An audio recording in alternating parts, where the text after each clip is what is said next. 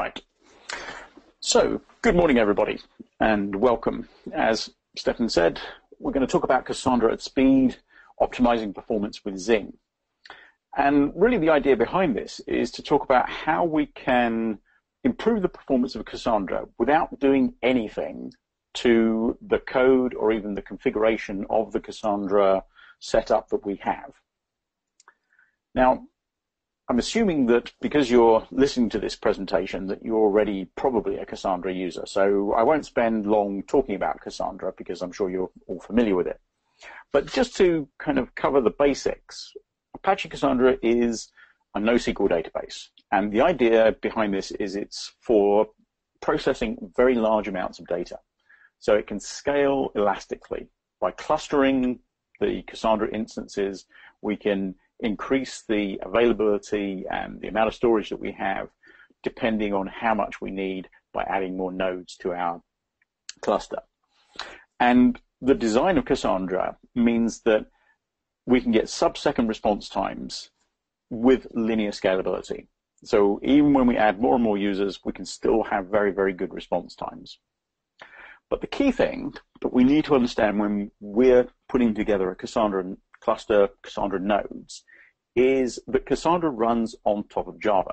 It's written in Java and it runs on the Java virtual machine. What that means is that Cassandra itself is subject to the traditional JVM performance effects. JVM is a managed environment, and we're going to talk more about this as we go through. But it's a managed environment which provides many benefits to code that's written in Java. But it also has effects on how the application performs. What we've seen in terms of talking to our customers is that sometimes our customers actually configure their Cassandra clusters and their Cassandra nodes in a way which is not optimal for what they're actually trying to do, but it's more optimal for getting the performance that they want. And so these are two things that can sometimes be at odds with each other. People typically will reduce the size of the heap that they use in order to reduce the pauses associated with the garbage collection. And we're going to talk much more about what causes these pauses and how we can reduce those and alleviate those as we go through. What we've also seen with some of our customers that these pauses caused by the JVM in terms of garbage collection can actually have impact in terms of the administration of our nodes in our cluster.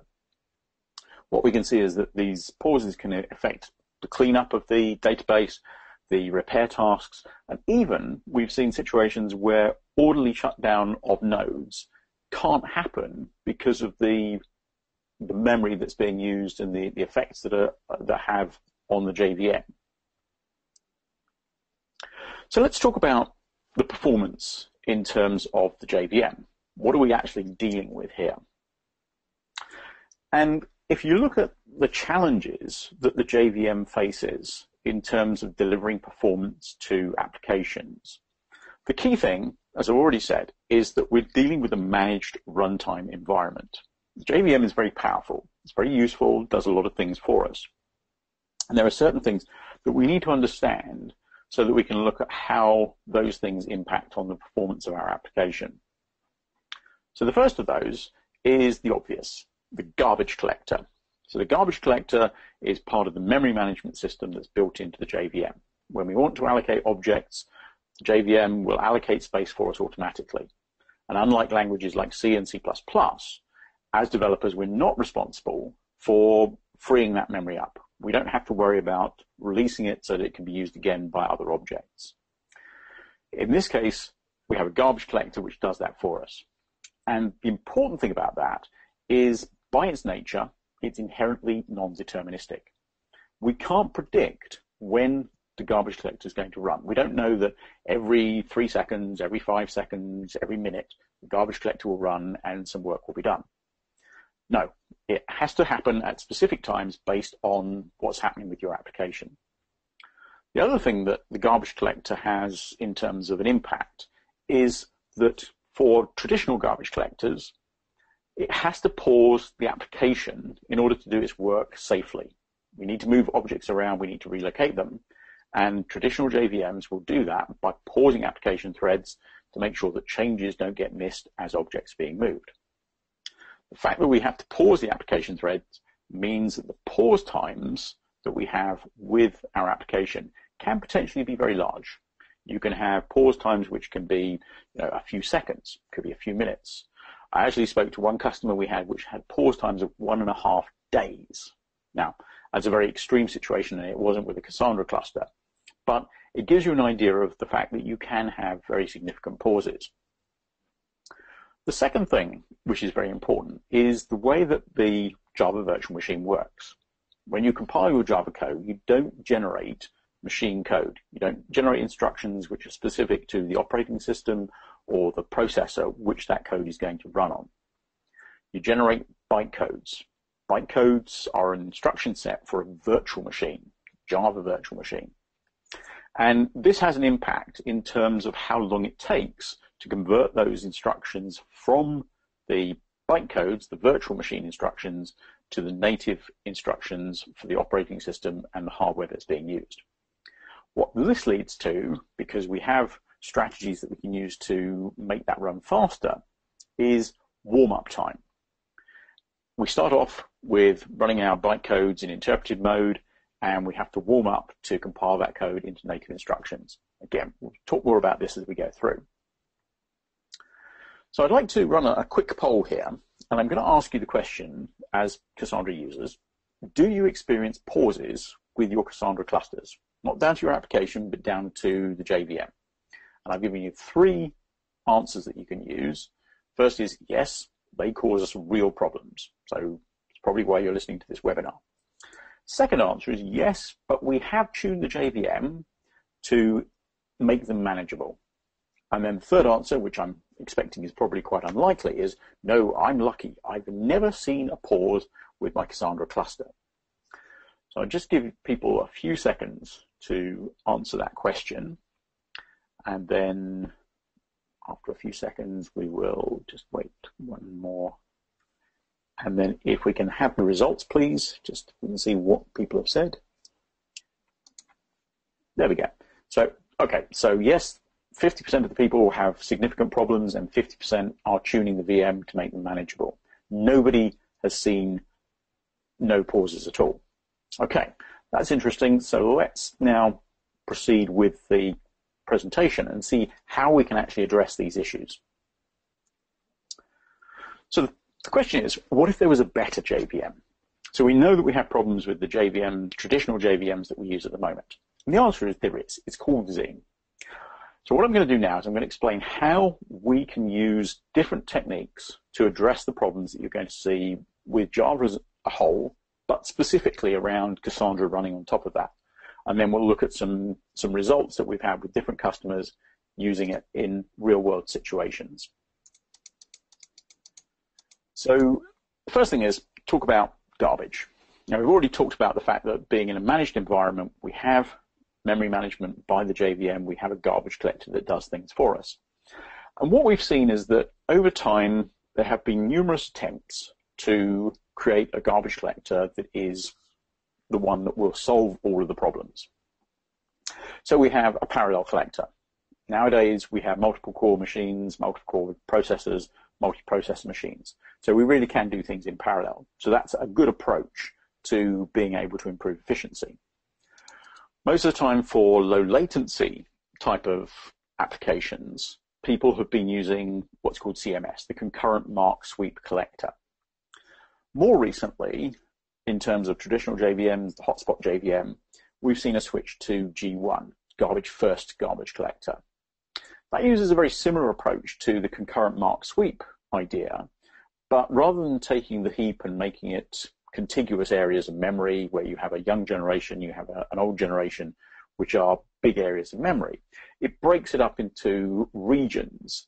And that makes it more efficient because when it's doing garbage collection, it can look at individual regions and say, does this region have any garbage in it? If it doesn't, it can reclaim that space very, very quickly. So there's things that it can do which are better than Concurrent Mark Sweep. And then there's another sort of research project being run by Red Hat called Shenandoah. This is not yet in production. It's unclear when it will actually get into production because writing a new garbage collector is a very difficult thing and making sure it's reliable is even more difficult.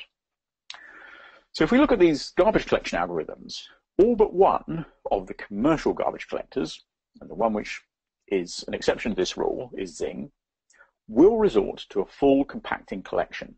And what this means is that at some point, if the garbage collector can't keep up with the rate of allocation and the way that the heap has been organized and the fragmentation that's happened in the heap, it will have to say, right, I need to stop all the application threads and I need to compact all of the data in that old generation so it's all in one contiguous area of memory.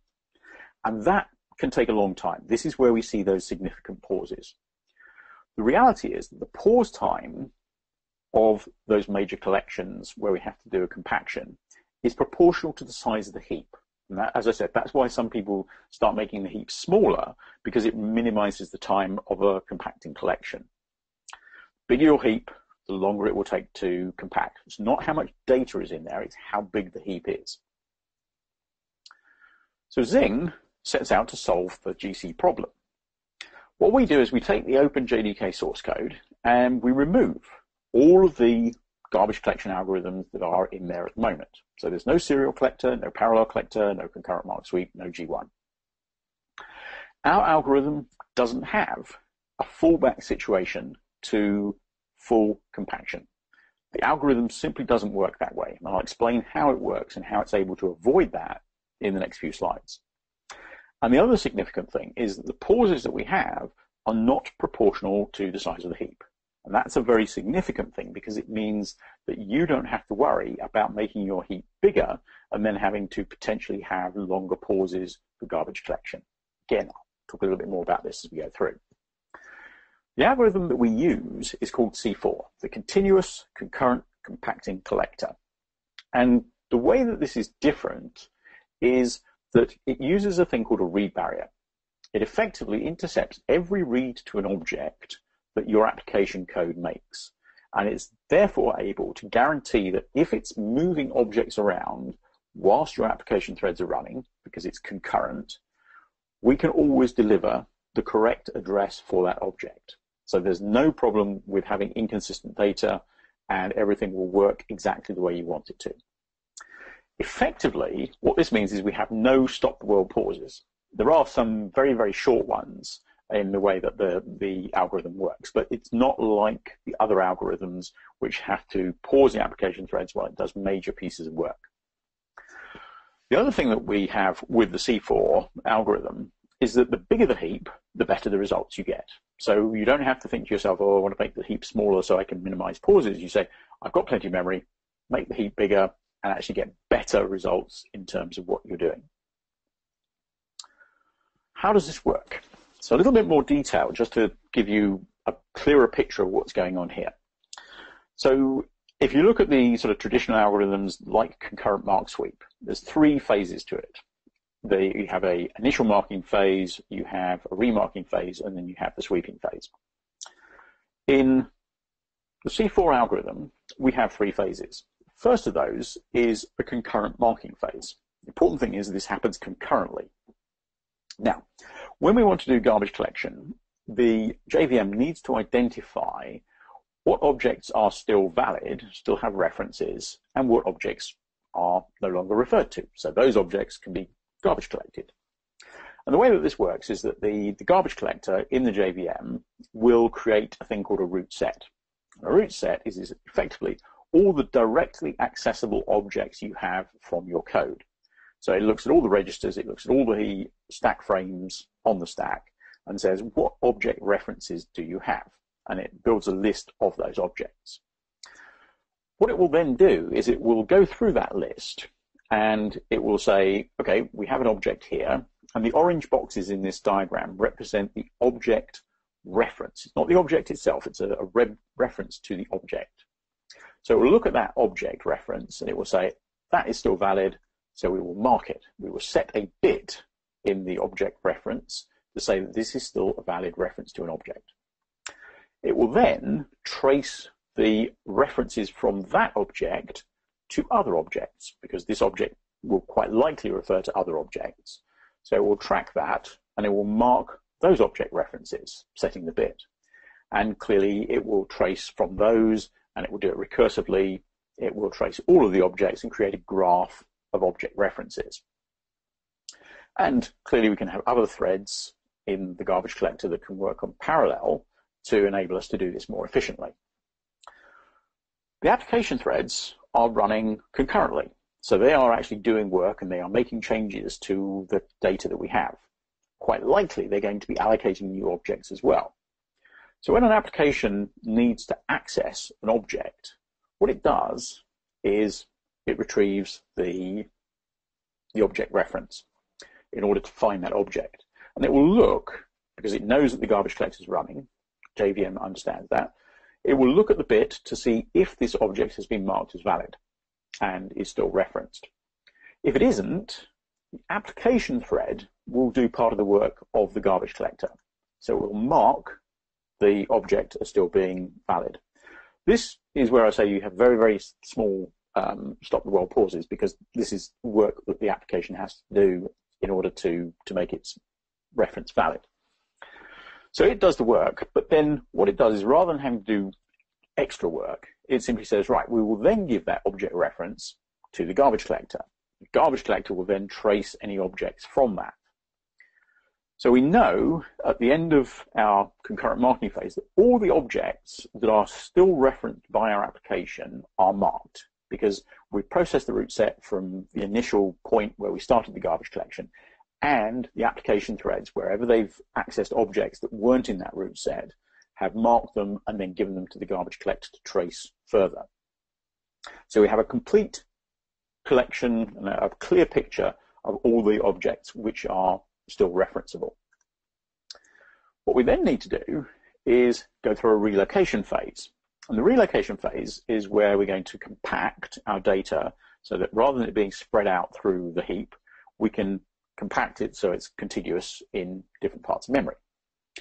What happens here is that, as we can see, we've got a number of pages of memory, and we've got objects that are spread out through that memory, A, B, C, D, and E. And what we'll do is we'll compact that. So the garbage collector will calculate where to relocate these objects to. So it will push A to the beginning of the data, will push B beyond that, C will then be after that, D will be in the next page, and E will be after that. So you can see that it compacts the data into the different pages of memory.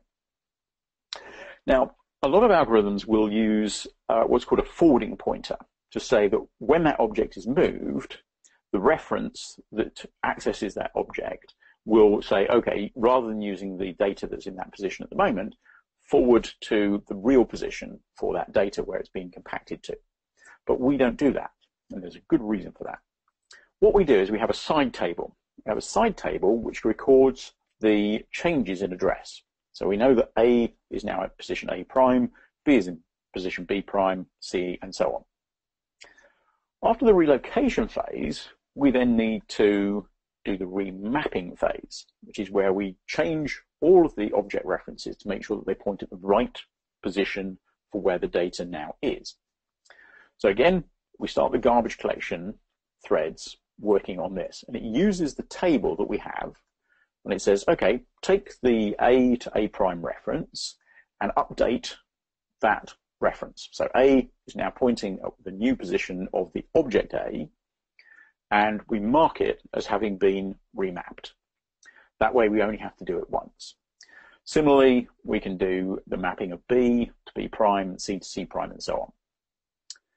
If an application comes along and tries to access a reference which hasn't been remapped, and we know we're in the remapping phase, then again, some of the work happens in the application thread. So what it will do is it will actually go to the side table and say, okay, this is, let's say, object E. So the reference from object E goes to E prime now. So we'll update that reference in the object pointer and mark it as now being remapped.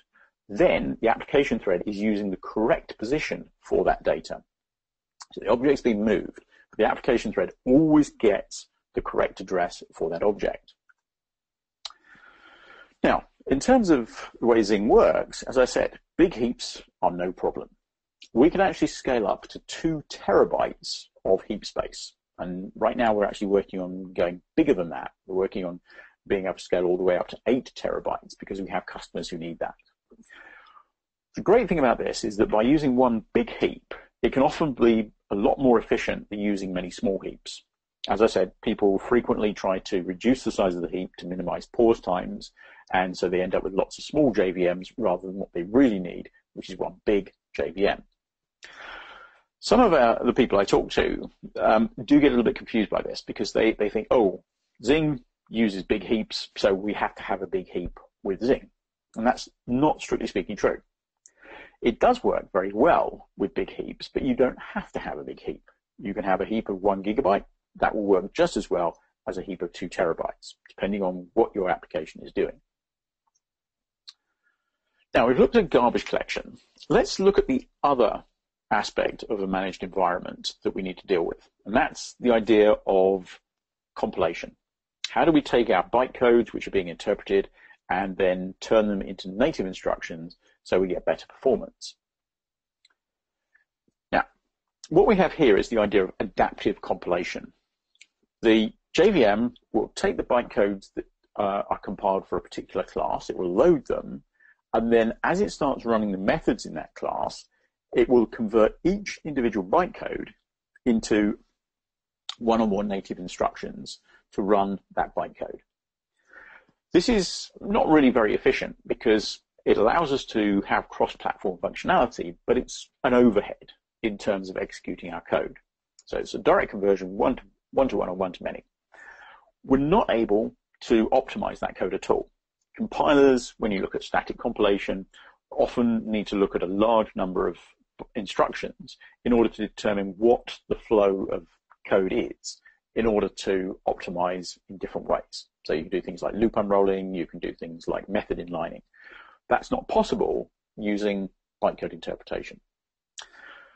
What the JVM will do as you start running your application is to profile the running code. So it will start looking at which particular methods are being called. It will record how many times those methods are called and which pieces of code are used and so on. And then it uses a just-in-time compiler. Just-in-time compiler allows us to take the code that is being run more frequently. Let's say we have a loop where a method's being called a number of times.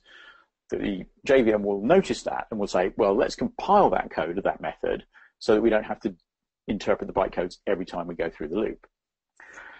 There are 2 different JITs that are being used. One is C1, the other is C2, sometimes referred to as the client and the server compiler. The idea behind C1, in fact the idea of having 2 different compilers, is that C1 is about fast compilation. If you're using something like a short-lived application, maybe a desktop application or an application that doesn't run for very long, then C1 is good. It compiles quickly, but it's less optimized. So it will generate code more quickly, but the level of optimization you get and therefore the performance will be slightly lower. C2 is about doing more optimization, looking at a longer time in terms of the code running. So it takes longer to analyze and it also takes longer to compile the code because there's more work going on there. So, but you get better optimization. More recently, and by more recently I mean Java SE 7, the JDK introduced the idea of tiered compilation, which is where you start with C1, wait until you've warmed up to C1 level, and then you switch to C2 to improve the optimization level that you get with your code.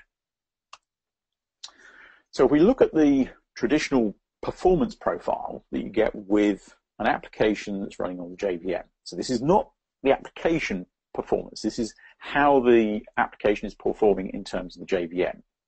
What you start off with is fairly low performance. So the idea here is that the graph indicates the speed of your application. The speed of your application is going to be quite low to start with because the code is being interpreted. So there's a lot of overhead in terms of the JVM. As we start to analyze the code, as we start to record the profiling information, we'll use the C1 JIT compiler to compile that code quickly into optimized code, but not really optimized code. So we'll start to see the level of performance improve. We'll then kick into the C2 JIT compiler, and this is able to apply a high level of optimization, more techniques in terms of the compiled code. So we see a gradual increase in terms of the level of our performance. What we do see, though, is some dips in the performance of our application. Now, the big dips that we're seeing in the sort of slope of the graph are down to de-optimizations. This is quite common because some of the things that the compiler does is what are called speculative optimizations. It looks at what the code has done so far and then tries to guess what it's going to do in the future. And it will optimize things based on that. Sometimes, though, that's not a correct assumption. So it has to go, okay, I need to back out of that, throw away the compiled code, and then recompile it based on the new information that it has about what's actually going on. So that's called a de-optimization. And you see dips in the level of performance.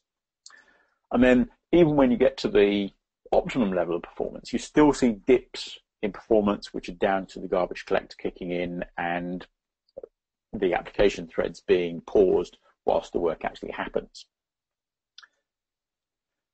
So what we've done at Azul is to look at the JIT compilers that were available and say, how can we improve that? And we specifically looked at the idea of the C2 compiler. C2 compiler has been around for nearly 20 years, and we wanted to improve that. The problem we found was that the C2 compiler had been built in a particular way, and it wasn't very flexible. So trying to make changes to it was very, very difficult. And we decided rather than do that, we'd actually take a completely different approach. We looked around and we found that there was a very interesting project that's about 10 years old now called LLVM. This is a compiler project with lots of different companies, people like Intel, people like NVIDIA, AMD, Microsoft, who are involved in helping to build this open source project, looking at how to improve compilation techniques. So what we said is, let's use that. Now, much of the work that's been done for that is about ahead of time compilation, static compilation that you would use for like C and C++. So what we did is we took that work and we adapted it to work in a JVM just-in-time compiler type of environment. And then obviously being an open source project, we pushed those changes back into the project itself. What we're able to do is get better performance out of the compiler. So we can use better intrinsics in terms of the way that the code gets converted to what the underlying chip architecture can do. We can do things like more inlining. We can do have fewer excludes of compiler type optimizations. So it is a direct replacement for the C2 compiler. Now, if we look at a couple of examples of this, here's a very simple piece of code that we might be using in Java. And what we're doing is we're simply taking an array of values and we're adding them up to create a sum. Nothing very clever about that. But what the compiler can do is, in a traditional JVM like C2, what it will do is it will look at that and say, we can take advantage of vector instructions, which are a fairly recent thing that's been added to things like the Intel architecture. Vector instructions are about having very wide registers of the order of 128, 256, even 512 bits. And so you can load up a number of your array values into that register. It's not just one value, it's like 8 or 16. And then you can apply a single instruction to that whole set of data in one clock cycle. This is called single instruction, multiple data. In an example like this, the C2 compiler can analyze it and it can say, yes, we can use vector operations on that, so we'll convert it into the appropriate instructions. If we look at a slightly more complex example, what we're doing here is we're saying, okay, we've got two arrays of values, and what we want to do is we want to look at the second array, and for every element in that, if that value is even, we will add it to the equivalent element in the first array. Not very complicated, but more complicated than the previous example. More complicated in the sense that if we look at the code that's generated by C2, the traditional JVM JIT, we'll see something like this. Now, I'm not going to go into all the details of all the instructions, but the key point about this is that if you look at that in detail, what you'll find is that the compiler is optimizing, but it's only doing it in terms of fairly minimal optimization. So what it does is it says, right, we can unroll that loop and do two values process 2 values in each iteration around the loop. So it's loop unrolling, 2 elements per iteration. If we look at the code that's generated by Falcon, our new JIT compiler, it looks very different. Now, first glance, it looks bigger. So you might think, well, it's generating more code. How is that better?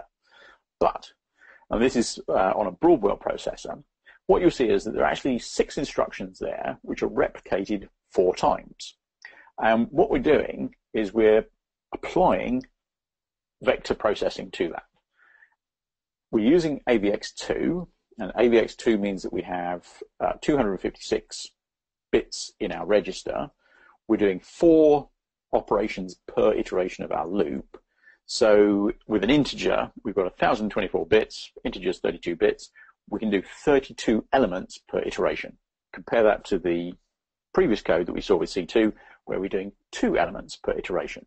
So that's the kind of thing that we can do at a very low level to optimize performance. Now, the other thing on the compilation side of things is looking at application warm-up. We saw the graph earlier where we had the idea that we have our speed graph. Okay, this is good, but we have this slope at the beginning. Application warm-up. It takes time to get from low level of performance when we first start up to the optimum level of performance. Quite often, what we need is to be able to get to that optimum level of performance as soon as the application starts. We don't want to wait a couple of minutes for that to warm up. Often people will try to do that by starting the application before they actually need it. If you're writing a trading application and trading starts at 9 o'clock in the morning, people will start their JVM at 5 to 9 and let it run for 5 minutes with some sample data to try and get it to warm up. Problem with that is you're never actually using the real data, because if it's a trading application, you can't actually execute trades until 9 o'clock. So you're trying to do some sample data, but it's not actually the real data. What we do at Solr is we have a solution to that. It's called Ready Now. What we do is we say, okay, let your application run in a normal environment. Let it warm up, let it run with real data, executing real trades, performing real application workload. And then when you get to a point where you're happy with that, you record a profile of what's going on. The profile will include various pieces of information. It will record a list of the classes which are loaded by the JVM. It will record a list of the classes that are initialized by the JVM. It will include instruction profiling data as the application has warmed up, so it knows what's actually happened in the past.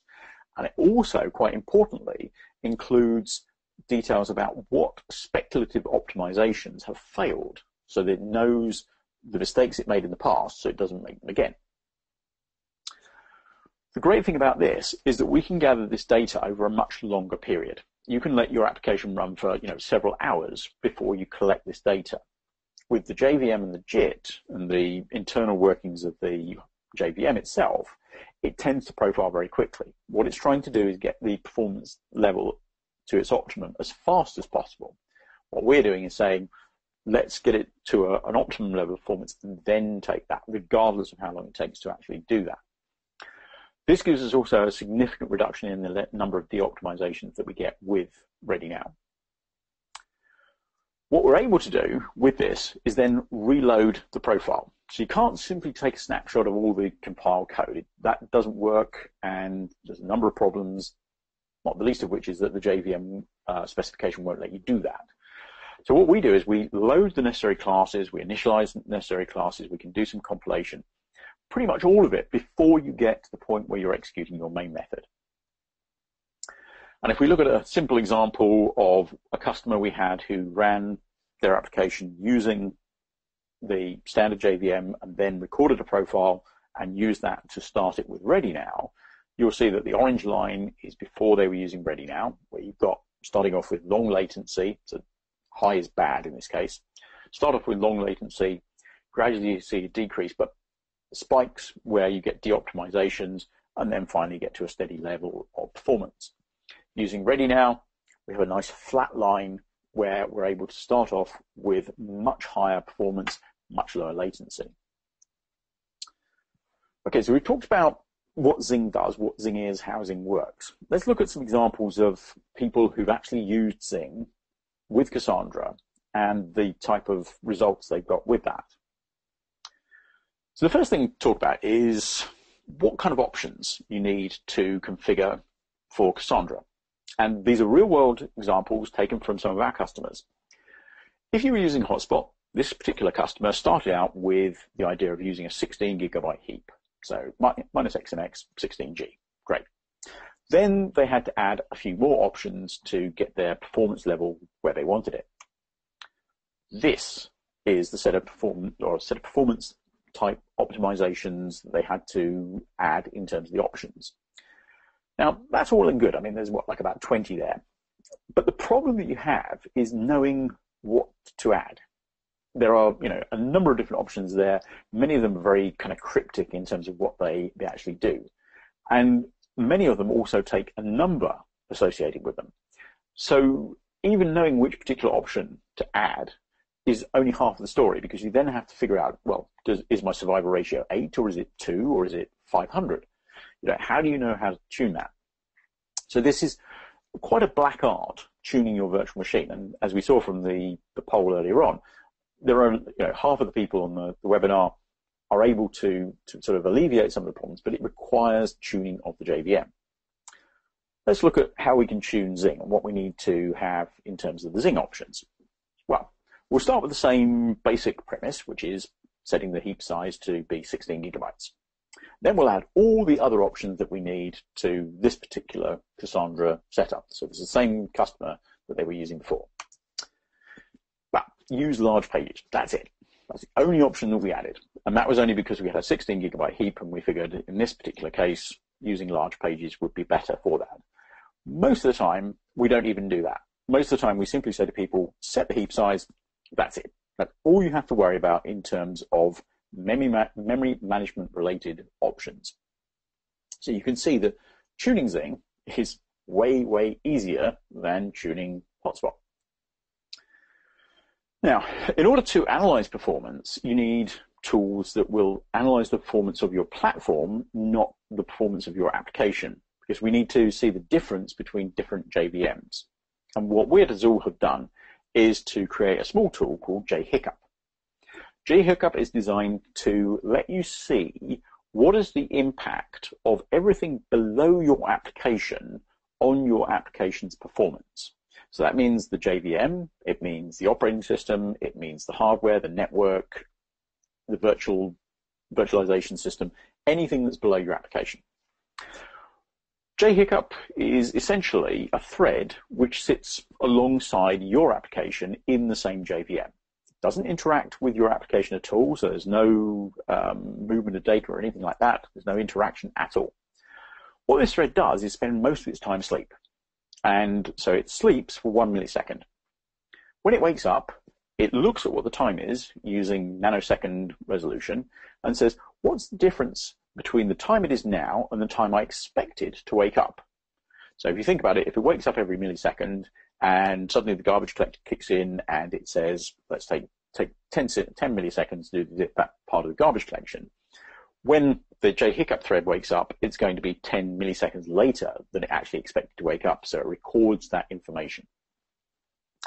What we then do is we generate histogram log files so that we can analyze those and we can draw some nice graphs to show you what's actually going on with the platform that your application is running on. And if we look at some examples of that, so here's a large payment company using Cassandra. In this case, 24 client threads. And on the left, we've got Hotspot. On the right, we've got Zing. As you can see, the Hotspot version has some, quite big spikes and some fairly consistent levels of latency. So again, the graph here is showing latency, not performance. High is bad, because that means that your application is being delayed by a longer time. So we can see that we've got fairly consistent levels of latency. If we look at the Zing, we can see, well, okay, that's great, so much lower in terms of the spikes that we're getting. Although we've got one big spike there, and that sort of looks actually even bigger than the spike we get in Hotspot. But what you have to do is you have to look at the scale of the graph as well. On the left, we've got a scale that goes from 0 to 120 milliseconds. So our biggest spike is 100 milliseconds, and most of what we're seeing is in the range of about 50 milliseconds. If we look at the Zing graph, we're actually doing 0 to 9 milliseconds, which means that most of our spikes are in the sort of less than 1 millisecond range, and our big spike there is actually only 8 milliseconds, so significantly lower than the spikes we're seeing with Hotspot. That's with simply taking Zing, dropping it in, direct replacement. Another set of results. This is a large retailer, this system, this time. I can't give the names of the companies, but believe me, it is a large retailer. This is running on Hotspot using G1 collector with a 64 gigabyte heap. What they were seeing were young generation pause times of 200 milliseconds every 2 seconds. So it was literally spending 10% of its time doing garbage collecting of the young generation. Old generation pauses were 1.8 seconds every 6 hours. Depending on your outlook, you might think, well, that's not too bad. But if you're dealing with very large loads and you want very quick responses, a 1.8 second pause is significant. And having that every 6 hours is not ideal. When we switch to the same hardware setup, the same configuration using Zing with our C4 collector, what we saw, 64 gigabyte heap size again, was we had no degradation in terms of scaling up if we wanted to, but all the pause times were within 7 milliseconds. So that's not 7 milliseconds and then some big spikes somewhere else. Everything was within 7 milliseconds. And again, if we show some graphs of that, this time I've graphed them using the same scale to make it a little bit more obvious. We can see that in terms of the Hotspot version, what we were seeing is fairly consistent 200 millisecond pauses for the young generation, and then some significant peaks at when it was doing old generation collection. For Zing, basically a flat line. You can't even see the difference between the various things there. It's difficult to register it. You can see at the bottom there that the maximum pause time for Zing was just over 10 milliseconds compared to pretty much consistently 200 milliseconds. One last thing to look at was Cassandra with Solr and running on Docker. So, we do support the idea of containerization. We do support Cassandra running with other types of technologies. And so we've got a couple of graphs here using G1. And again, you can see that we were getting some really big pauses. I mean, these are sort of pauses in the sort of 5-second range, even up to 10 or even 18 seconds. And the other graph, different node, we were getting pauses again, sort of in the 5 to 10 second range. Replace that with Zing, same setup, same hardware, everything, and we're getting a maximum pause of 15 milliseconds. So you can really see the difference that this makes in terms of running Cassandra on this type of environment. Simply changing the JVM, not having to change your application, not having to change anything in terms of your configuration. Just drop in JVM. There's no changes in terms of setup. So just to conclude, basically Zing is about improving the performance of the JVM. So we look at the graph that we saw earlier, where we see the idea of compilation starting in interpreted mode, moving to C1, then moving to C2, and having all these drops in performance because of the optimizations and the garbage collector. What Ready now does is it pushes that envelope so that we have a much faster startup. We avoid the problems of warm-up, we avoid the problems of interpreting, then going to C1, then going to C2. Falcon is about taking that optimum level of performance and moving it up further so we can optimize even more, get better throughput in terms of the application. And C4, different way of doing garbage collection, eliminates these drops in performance every so often because of the threads being paused for the garbage collection. So if you're interested in doing this, if you're interested in knowing more about how Zing could help you with your Cassandra applications, and since a lot of people are saying they have problems with performance and they've had to tune things, then what Zing will allow you to do is start fast, go faster, and stay fast. Very much ideally suited to Cassandra type applications. The examples I've shown you really do demonstrate that for real world big systems, this can be an absolute game changer in terms of performance. If you are interested in trying this out, you can go to azure.com/Zing trial. You can try Zing free for 30 days. And then if you're interested, we can talk about what it costs to actually deploy this into a production environment. We're very open to discussions on that. We will help you in terms of your Zing trial. So if you've got any issues, if you want more information, we're very happy to provide engineering assistance with that. So with that, that is the end of the webinar. So what I'm going to do now is I'm going to see if we have any questions. I'll bring this up. Questions. Let's see. Okay, so in terms of questions, I just see one question. Yeah, can Falcon take advantage of AVX 512? Yes. So AVX 512 is the most recent set of AVX instructions which use a 512-bit wide register. So if you look at the very latest versions of the Intel architecture, then yes, Falcon can take advantage of that. The nice thing about Falcon, because it's based on LLVM, is that it is a modular system. So now that we've done the work of integrating it into the JVM so that it works with the JIT type of idea, it's now very easy for us to look at, okay, new optimizations come along, we can just drop those in as modules.